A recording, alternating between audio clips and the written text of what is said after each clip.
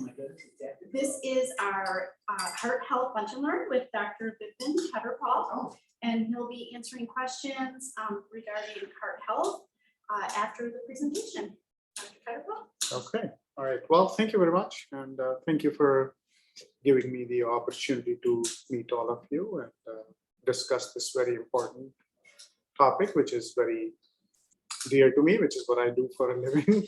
And so talking about heart a little bit, you know, it is one of the most incredible, it's basically a pump.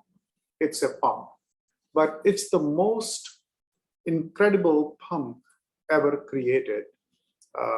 You know, it starts pumping when we are still in our mother's womb, when we are about 18 weeks in age, put it that way, and it goes on till the story ends.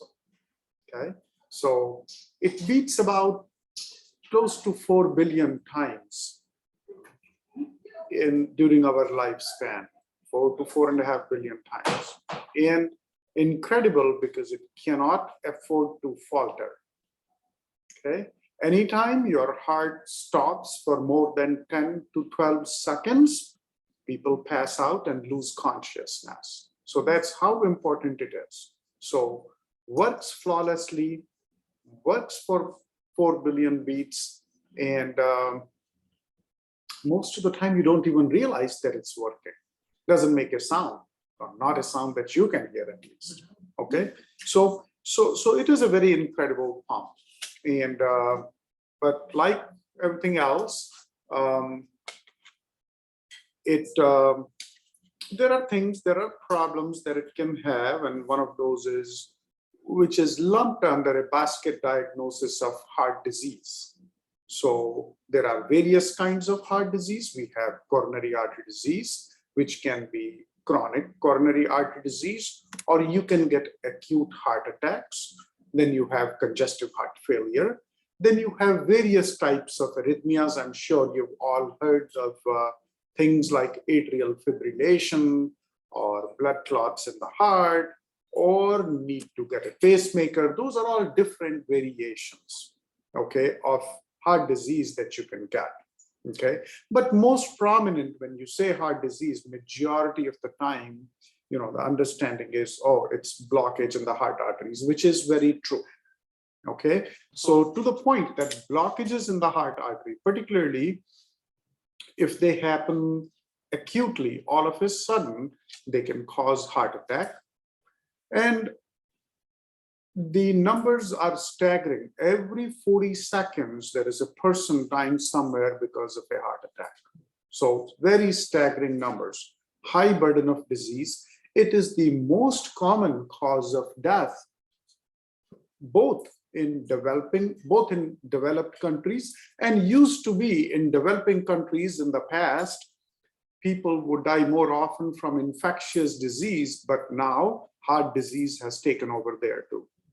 So, which tells you combination of two things, probably more spread of smoking in some of the developing countries. And also, I think on an economic prosperity standpoint, they are getting better, and they are getting a taste of hamburgers and pizzas.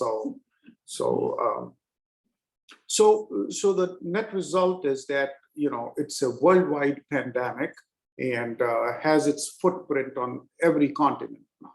And since this is, you know, particular focus on women's heart disease, even for females, it is the leading cause of death. Leading cause of death in females is not breast cancer anymore. It's not ovarian cancer anymore. It is still heart disease. In the younger age, the premenopausal women do have some protections from their hormone. It's actually a good protection. So the incidence of any type of coronary artery disease or heart attacks is lower during the premenopausal period.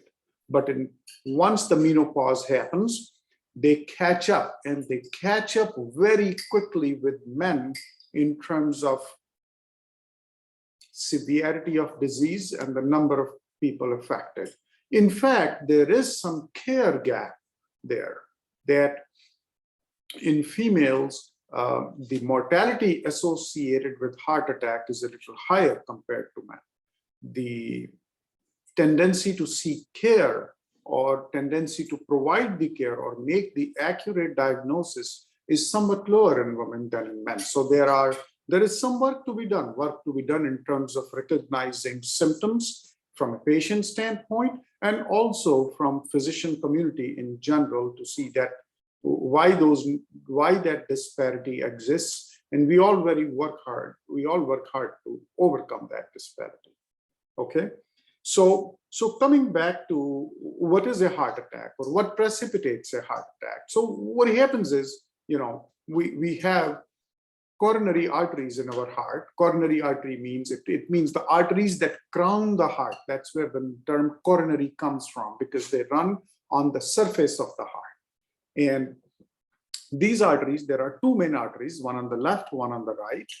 And due to various risk factors, which I will discuss a little later, these arteries tend to develop what is called, in a simplified way, you can say that there is a bleb of fat that deposits in the heart artery. You can call it a blister of fat, okay, that is present in the heart artery.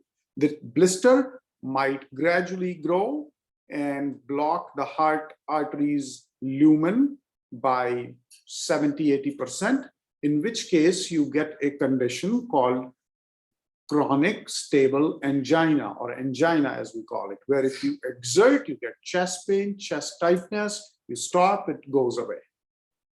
But what happens once in a while is this blister of fat that is sitting in the artery, there is inflammation in there, and then it leads to rupture of that blister.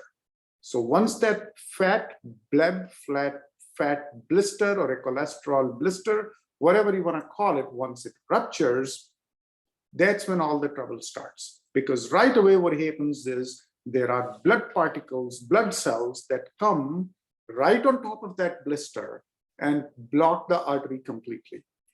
And that leads to complete shut off of that artery. So part of the heart muscle that is being supplied by that artery starts starts dying because of lack of blood supply. And this is what is called an acute heart attack. Okay, so that is why there is urgency in treatment. The urgency in treatment there is that you come to the emergency room right away, and the emergency room physician diagnoses it right away, notifies if you are at a hospital where they have a cath lab or cardiac catheterization lab available, where there is ability to put in a stent right away, they can do that. And if they don't have it, you get transferred to such a hospital right away. Okay, so the rule there is that we have to open up that artery within 90 minutes. The team has to respond and be in the hospital, be available even during off hours, night, weekend, within 30 minutes. Because the longer that artery stays closed, more is the damage to the heart muscle. Okay, so that is what is acute heart attack. Okay, chronic coronary artery disease is where you still get these blebs of fat or blisters of fat that keep building. They are like little plugs that keep building in the heart arteries, but at a slower speed. So then the question comes, treatment. But before treatment, what also comes, what is the prevention? So all of you want to know how do I prevent these blebs from developing, number one. And number two is, how do I decrease my risk? And then comes the treatment part. If you get it, how do you treat it? So as far as the prevention part is concerned, some things you cannot help. What you cannot help? One is getting old, so age is the biggest risk factor for developing coronary artery disease. As we all grow old, we will start developing those deposits of fat or cholesterol in our heart arteries. So we can't change that. The second part is is we can't change, we can't choose to be male or female. So that's all decided already. Well, I don't know. I guess these days you can choose to be male or female, but put it this way, hormonally or physiologically, you can't choose that right now. And genetically, you can't choose that right now. And so what happens is that there is men up till the age of 55 to 60 are at a higher risk for heart attacks compared to women. Okay. Third thing you can't change is your genetics. Okay. If there is a history of premature heart disease in your family, then it automatically puts you at a risk. And what is that premature? The premature means if your parents or if your siblings, if it's a female, and if your mother or sister have had a heart disease or heart attack or established coronary artery disease before the age of 50, or in men and in female before the age of 55, that is called premature coronary artery disease. And so that's a risk factor. You can't change your parents, but they had a heart disease at an earlier age because of predisposition. And what are those predispositions? They might have been hypertensive. They might have had tendency to metabolize their cholesterol in a different way. They might have been diabetic, and there might be some other genes involved. You can't change that. But how do we decrease the risk? What do we do for once we have inherited those? So the first and the most important thing for prevention of your cardiac risk, for decreasing your cardiac risk of coronary artery disease and a heart attack, the most important thing is smoking. A significant number of patients, particularly younger patients, end up with an acute heart attack or with what we call premature atherosclerosis in the heart arteries or deposition of fat in the heart arteries because they smoke. And smoking leads to inflammation in the arteries, and that inflammation leads to deposition of those fat blisters in the heart arteries that I talked about. Okay. And not only does smoking cause those changes in the heart arteries, but it also leads to those changes in the arteries that go to the brain, in the arteries that go to the leg. So not only does it, or in arteries that goes to the kidneys, so not only do they cause heart attack, the smoking also puts you at a higher risk of stroke, puts you at a higher risk of peripheral arterial disease. So those are some of the problems that we have with smoking. So absolutely, absolutely worldwide, it is one of the most important factors. And the moment you stop smoking, some of the benefits, some of the lung benefits, they actually start appearing within the week of smoking cessation. And the little cue there is that patients who have to undergo some surgery, not even heart surgery, any surgery, if they quit smoking 2 weeks before their surgery, they tend to come out ahead during the post-operative phase. It has nothing to do with the heart, purely with their lungs. Okay. But as far as the smoking part is concerned, if you quit smoking for 5 years, your risk of future heart attacks becomes like that of a person who is a non-smoker. So there are various forms of smoking cessation programs available in every community, in every hospital, in every cardiology practices. So if you are a smoker or a family member who's a smoker or friends who are a smoker, we should really discuss and talk. There is no harm in talking to your friend about it. Absolutely none, because when he or she sits there and smokes, you are getting a secondhand exposure too, and in some ways getting exposed to risk of heart disease. Okay, not as much as the person who is smoking, but you do get a secondhand exposure. It's a known entity, particularly for the spouses who are in the same home, or still worse for the children who are in the same home. So also what has happened is that one thing that United States in general as a country we have through legislation put a lot of laws in place, so it has become difficult for smokers to smoke. Used to be you could smoke in a plane earlier. Used to be that you could smoke in a hospital earlier. You know, in the 70s and sometimes part of early 80s, there were physicians who were smoking while making rounds in the hospital. So we have come a long way from there.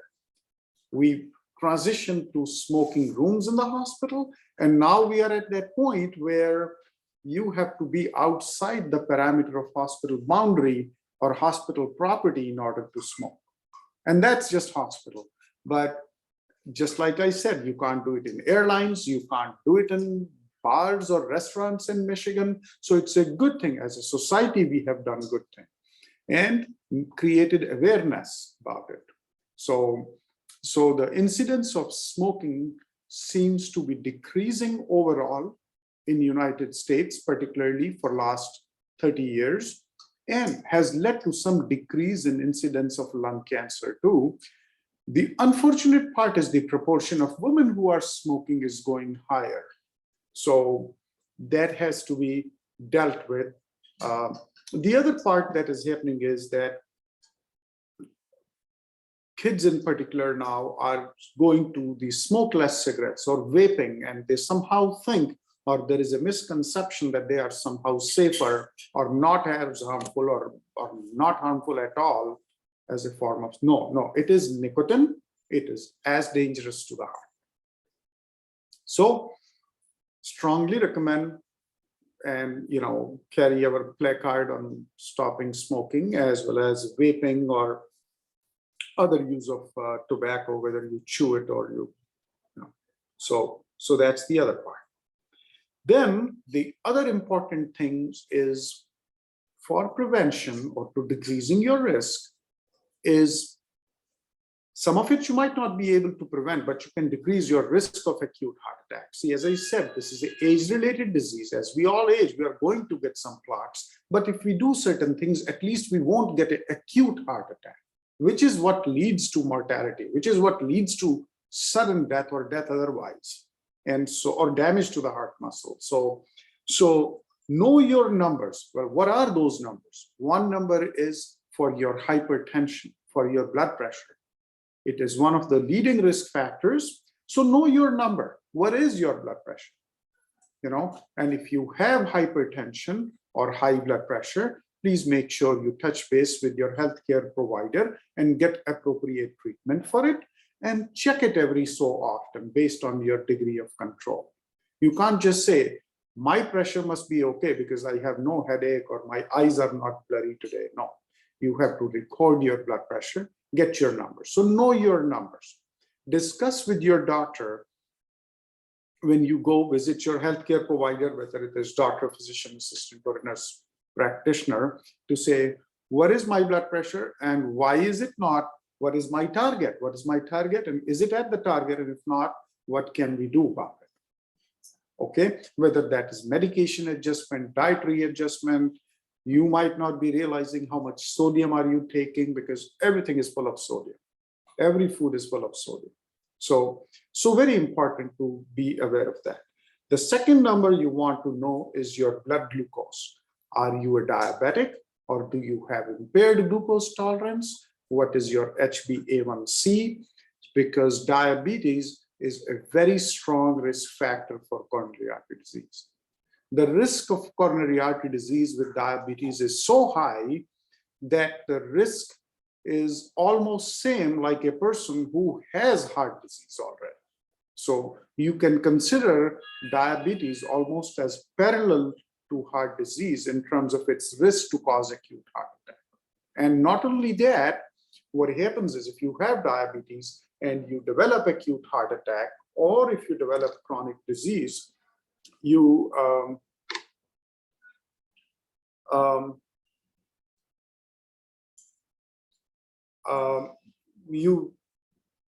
develop, your outcomes are poor down the road. If you get stenting done, or if you get bypass done, or if you get medication, the long-term results are not as good if you are a diabetic. Next thing is knowing your cholesterol, knowing your lipid number. And it has various permutation combinations. It has various components, the triglycerides, the low density, the bad cholesterol, good cholesterol. Most of you must have heard that number. So you want your good cholesterol to be high and you want your bad cholesterol to be low. Unfortunately, there is no medicine to make the good cholesterol go higher. There is none. We have tried developing, but didn't work out. So the only thing that raises good cholesterol is good behavior. So exercise daily and follow a good diet. Bad cholesterol, same thing stands. Follow a good diet, but then we have quite a few medicines, particularly the ones that are called statins, like Lipitor or atorvastatin or simvastatin or rosuvastatin. They are very good cholesterol-lowering medicines. There is a lot of misconception about them. Oh, they cause diabetes, or they cause dementia, or they cause liver damage, or they cause muscle damage. They all have some side effects. Every medicine does, but the benefit is so much. Particularly if you already have heart disease, there is so much benefit that it is a very good medicine to be on. Billions of people have benefited from it, but there are still millions out there who won't take it because of various misconceptions. So please talk to your doctor about it. Go with an open mind. Just don't get your information from internet, but I'm not saying that collect your information from internet, but have an informed discussion with your healthcare provider. If you have elevated cholesterol, number one, know what your target should be. Number two, are you at your target level? And if not, what can be done about it? Okay. The next important thing is your weight or body mass index or waist hip ratio, whichever way you slice and dice it. We are all in the middle of an obesity epidemic. This is the first time in the history of United States that the oncoming generation would have a lower lifespan than the lifespan that people who already have. And you know what is contributing to that? What is contributing to that is the explosion of obesity, which is leading to diabetes, which is eventually leading to coronary artery disease. And obesity also now is very well known, has association with other things, with cancer. There is a correlation between cancer and obesity. There's a correlation between colon cancer and obesity, uterine cancer and obesity, ovarian cancer and obesity. So it is something that we all as a nation have to sort of, not only we as healthcare providers, but you as patients have to sort of fight it at a very social level and discuss this. This is an epidemic, and it's happening not only here; it's beginning to happen world over. With the advent of better agricultural practices and more prosperity all across the globe, and of course with the advent of fast food from Western to civilization to everywhere else, people are getting overweight. I grew up in India, my home country. This is my adopted home now, but I grew up in India. There was no Pizza Hut when I left that place. Okay, now there is not a street where they don't have a Pizza Hut or a Kentucky Fried Chicken for that matter. So, and which is okay, but I'm not going against American business or anything like that. My point is that we all know that one of the worst way to prepare a chicken is to fry it. Okay, so what I think I tangentialed a little bit there, but the thing is that obesity. So know your numbers. Know what should be my ideal body weight. It is very easy, very easy. All you have to do is go to calculate your BMI. Just put your weight and your height on any app on your phone or online, and it will tell you what should be your expected weight. Okay, measure yourself at your waist and at your hip, calculate the ratio and say, is it appropriate for me or not?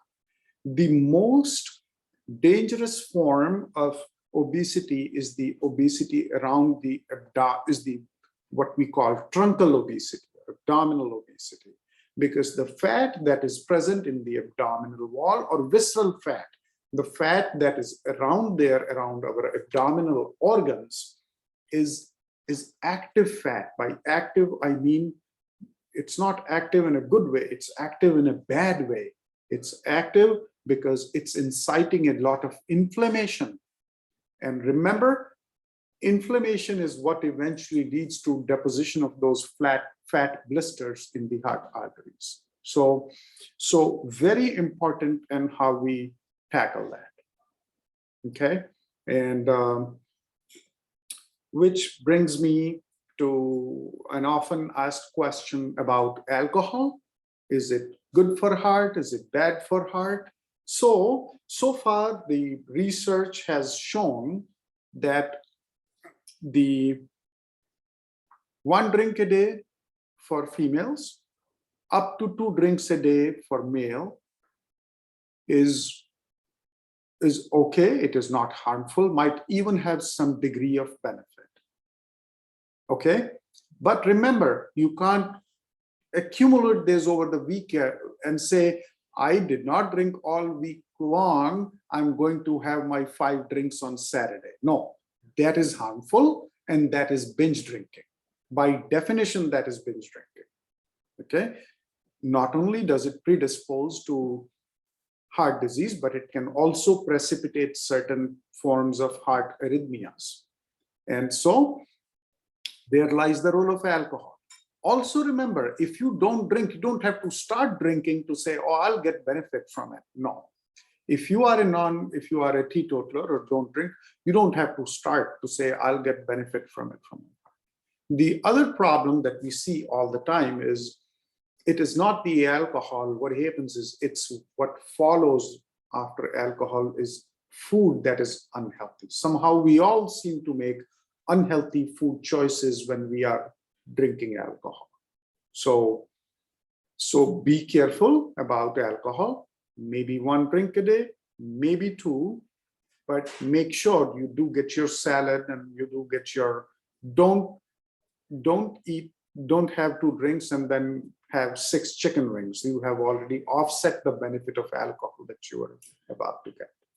Okay, so having talked about alcohol, we go to diet. And it is one of the most important factors, almost as important as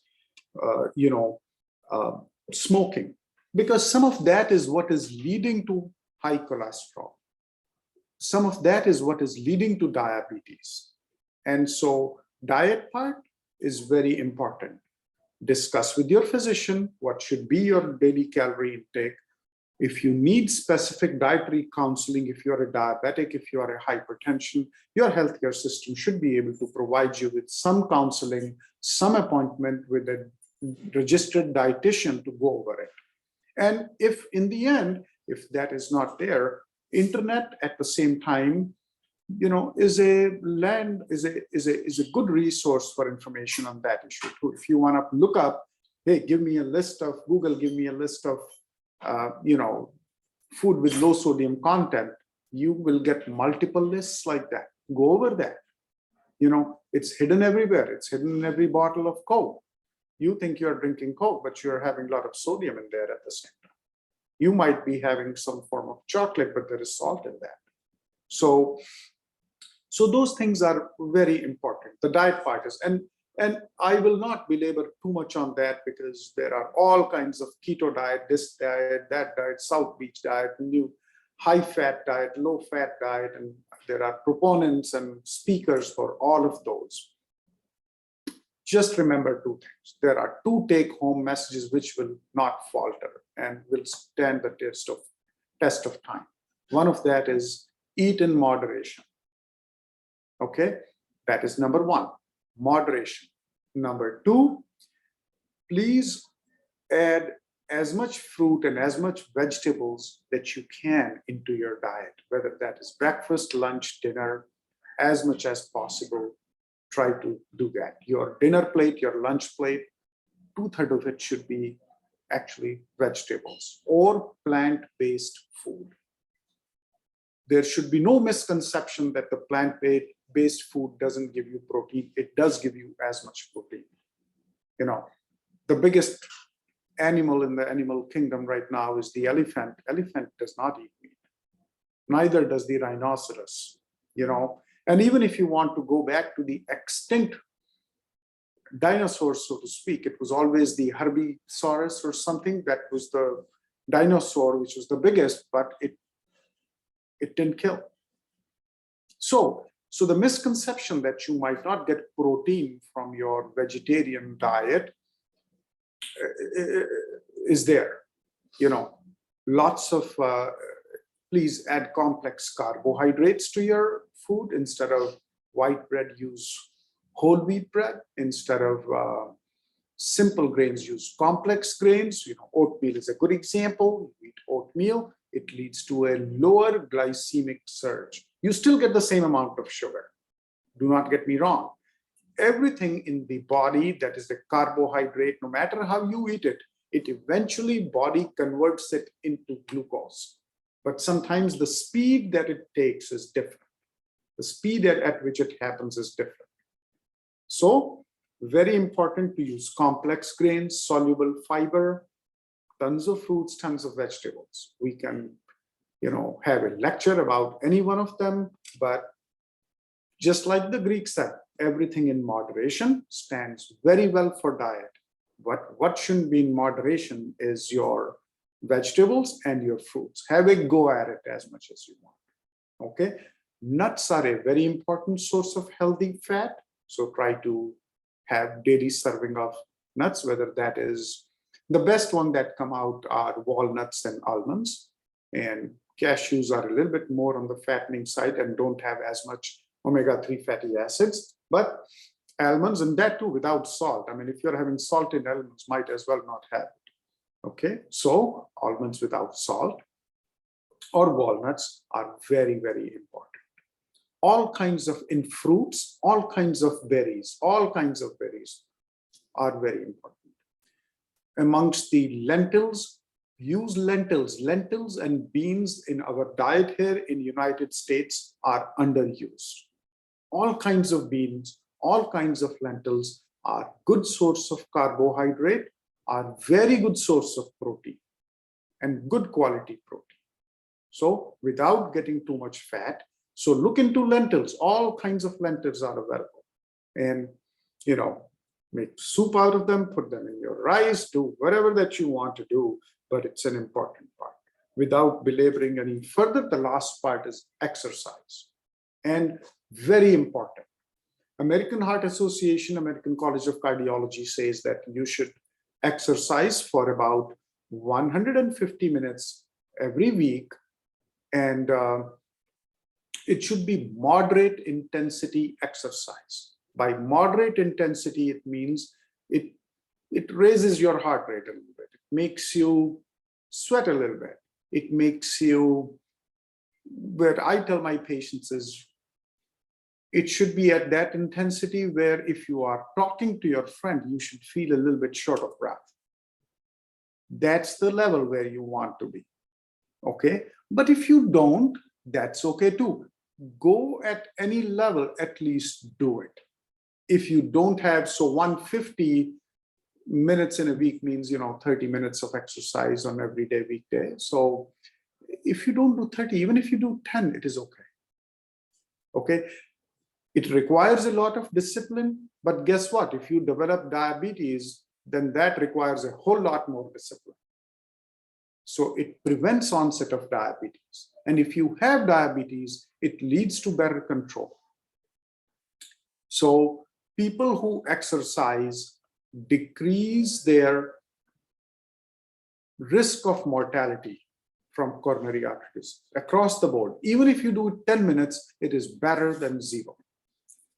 So even if it simply means, you know, and there are lots of patients that I have or that are there, or patients who are not even patients who are healthy, but you might have some, you know, as we all age along, there might be knee arthritis, there might be, you know, back pain issues, and you can't walk as much on the treadmill at a robust speed. But if you can do 10 minutes, fine. figure out your exercises. If you think exercise bike works better for you, great. If you think recumbent bike works for you, great. If you think some sort of just plain walking works out for you, all great. There are all kinds of chair exercises available for people who can't get up and walk, to even keep your upper body strength straight and your core muscles built up. So please, please, please. And these things are simple and free, no side effects, no copay on them, no insurance plan needed, but they make you live longer, absolutely make you live longer. So that is about the exercise part. And one most important thing that comes through is what is called loving each other, social integration. There have been multiple studies in populations all over the world. There are some population focuses of such population in Japan, in Italy, where they said, why is everybody here living to be 100? And they combined different things, pooled all their data together and said, is that because they're all vaccinated? Is that because they are all, good control of their, what is it that is common? The common factor that bubbled up was what was called social integration. What that essentially means, social integration is sort of a bland medical term. And like I said, it simply means love and affection for each other, building relationships. Okay, that relationship could be with your dog. There is enough evidence to say people who are dog lovers or cat lovers, they live longer. They do. There is a certain degree of emotional content. There is a certain degree of mental calmness or happiness that happens. You go and walk your dog, so you do get your mandatory exercise 2 or 3 times a day. So all those factors, but social integration, calling your friends, visiting them, having a meal together with them once a week, creating a coffee club in the morning and say, let's all meet for coffee every Wednesday morning if you're retired, or every Saturday morning if you are working. Just discussions about anything and everything, or how are you, what are you doing, or what is wrong with you? I had this, or somebody had this, why don't you try this, or call this doctor? And that social integration leads to longer life. There is no question about it. So, odd as it sounds, love and friendship makes you live longer. Okay, so I kind of wanted to end up on a somewhat of a, emotional and happy note. So that's where I think I will leave it for now. And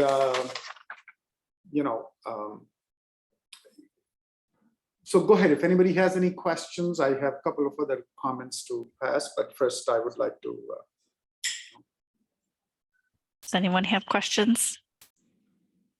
What about the electrical conductivity of the heart? I was 50, I ran a lot, and I went into atrial fib. Mhm. Then over the years, I've been shocked back into normal several times. In 2021, the shocking no longer got me back into normal rhythm. So I've been taking medication for 20 years for this. So then we did ambulation, and that only worked for maybe a week or so, and I'm back in atrial fib. So I've done all this, and I do see a cardiologist, and I'm on medication, we're watching it. I'm kind of to the point where he's saying the next thing you'll have is pacemaker. So am I doing everything I should be doing? When I had the ablation, my heart slowed. I was only on the table maybe an hour, hour and a half. I've heard other people been on for 5 or 6 or even 7 hours. And then after I came out, they were concerned with my heartbeat being low. and they gave me a stimulant, and that made me nauseous. But it finally kicked back in and got back to normal. So it seems like they're reluctant to do another ablation considering how slow my heart rate got. So coming to atrial fibrillation, it's a disease that is again getting rampant in our society. Okay, I'm seeing young patients with atrial fibrillation, older patients with atrial fibrillation, just like you said, you had it in your 50s. And so the thing with atrial fibrillation is, one is that what are the risk factors? What leads to AFib? Okay, if we think about it, 30% of the people have no reason for it. Okay, some have genetic reasons for it. Majority of the time, it is due to presence of hypertension, number one. Number two, being overweight. And number three, sleep apnea. And they all sort of lead to each other, okay? Being overweight leads to hypertension, leads to sleep apnea. And as a result, you develop atrial fibrillation. And not only you develop atrial fibrillation, the treatment becomes a failure. Where you say, okay, I do the ablation, or I give you medicine, or I give you electric shock, but you flip back into sinus rhythm. But you flip back into AFib. What happens with atrial fibrillation is also the longer you are on it, or multiple times you're on it, there is some degree of both electrical and mechanical changes that happens in cells of the heart, in the upper left chamber of the heart, that it predisposes you to more and more atrial fibrillation. So the longer you are on it, the more likely you are going to stay in it. But that is not end of the world. Even if you don't go back in sinus rhythm, people live in atrial fibrillation. Sometimes they don't even know if they are in AFib, as long as their rate is well controlled and they are taking a medicine to prevent stroke, which is very important part. See, atrial arrhythmia, atrial AFib by itself doesn't lead to death or mortality. It is the stroke associated with it. It is the heart failure that is associated with it. It can be occurring in a patient who has valve disease and then they get atrial fibrillation. So in all those patients, it happens. Okay, so did I answer you? And I'll tell you one more thing. I always tell my patients, AFib is a journey that you will take with your cardiologist or with your electrophysiologist. Okay, it's not a one and done disease. It is not. It's not like a pneumonia. You go in, you get your antibiotics, you're out. You had a hernia, you got your hernia repaired, you're out. You had your gallbladder, you took your gallbladder out and you're out. No, it doesn't happen. It's a journey. It's a journey. Part of the reason we still don't have a perfect medicine for it, even if there is a perfect medicine to keep you in sinus rhythm, they come with a lot of side effects. Same thing with the ablation.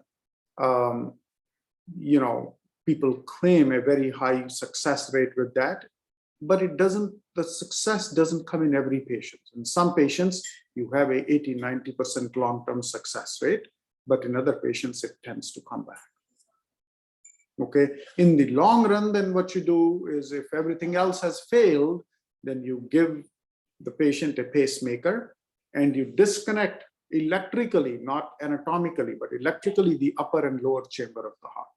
So then you become pacemaker dependent. Then it becomes irrelevant if your upper chambers of the heart in AFib, because your heart rate is controlled by a pacemaker that is driving the lower chambers of the heart. Did I answer some of your questions? I don't have any, I rarely feel it. Right. Okay. Right. I can walk 2 miles, doesn't bother me at all. Right. So as long as, if you don't feel it, and if it's not exacerbating any type of congestive heart failure, as long as you are on a blood thinner, in terms of longevity, you will be okay. And my mother and dad had atrial fib. They Right. lived into their 90s. Right, right. And same, and as I said, the older you get, the higher are the chances that you would get atrial fibrillation. Are there any other questions? Do you practice here in Mackenzie? Yes, I do. Yes, I do. I'm here at least twice a week, sometimes twice a month, at least sometimes more. You know, my partner used to be here, so we were covering this hospital once a week initially, every Friday. But my partner is slowing down, so we are recruiting new people so that we will fill up the service. And yes, and you know, it's a good hospital. I think for the size of this hospital, it punches above its weight, is all I can tell you. The administration, the responsiveness of nursing staff, the responsiveness of people that I work with here is all very great. It's a good hospital. And I'm not saying that because I'm standing here, but I sincerely believe in that. You know, that's why I drive 60, 70 minutes in snow and storm and come here every Friday and then drive back. So, yeah. The other thing that I wanted to, since you raised the question of, you know, making a hospital here, the other thing that is very valuable is what is called calcium scoring of the heart. Okay. What that means is, remember when I was telling you about those blebs or blisters of fat that appear in the heart arteries? They also had some associated calcium. So there is a form of CAT scan that is done, which the insurance companies don't cover, but you can get it for $70, okay, which is not much of a money to pay for a test like that. And it tells you what is the content of calcium in your heart arteries. And if your calcium content is high, you better sit up and take notice and talk to your physician about it. And if it is low, that means you're doing good. So it's a very good screening tool. And you know, it's made available here for, irrespective of your insurance, you can get it done for $70. And I think it's a very good test, and it's a service that is offered here. And it's especially true for people who are in their 40s and 50s, and you know, let's say I'm 45 years old and I've been smoking, I have no symptoms. Yeah, ideally I should quit smoking. Or if I have hypertension, I would like to know if I know what is my calcium score, maybe I will pay more attention to my cholesterol. Then maybe it'll be an incentive for me to say, hey, I'm beginning to get calcium deposits in my heart artery. I better get up half an hour early and do my 30 minutes of exercise. So it's a very good, not only a risk stratification tool, but it's also a very good tool to sort of motivate yourself, to get you into a heart healthy behavior. It doesn't show up in a blood test. It The, doesn't show up in a blood test. no, no. I had a friend that thought she was doing herself wonders by taking the nail, hair, and whatever supplements. And she was taking calcium in that. She was taking calcium in another one, and she ended up with calcium problems. Is that the same kind of? No, slightly different mechanism. As I said, the calcium that you take in a dosage higher than you need to be doesn't necessarily all get deposited in coronary arteries. It goes to other places too and can be harmful. But yeah, the calcium that comes in the heart arteries mostly comes from inflammation caused by, just like I said, diabetes, smoking, hypertension, those things. And your genes, genetics. If you have inflammation, sometimes it can be genetic. Okay. And I think I'll wrap it up unless there is a question. And if somebody has a question. All right. Well, thank you very much, Dr. Khetarpal. And I'd like to remind everybody, this month we do have the resting EKGs for $10 and the glucose and cholesterol screening free for women. And then we also have our community walking challenge happening right now. So there's an opportunity for that to happen through the month of February. And our next Healthy Living Together will be on February 15th, and we'll be talking about calming anxiety through mindfulness. So I would thank you all for being here. Okay, well, thank you very much for giving me the opportunity and letting me talk about this. So please take advantage of all the things that are being offered for the Women's Heart Month here at McKinsey, the EKGs, the glucose monitoring, the lipids, and highly encourage people to get calcium scoring done. Okay. And walk every day. Thank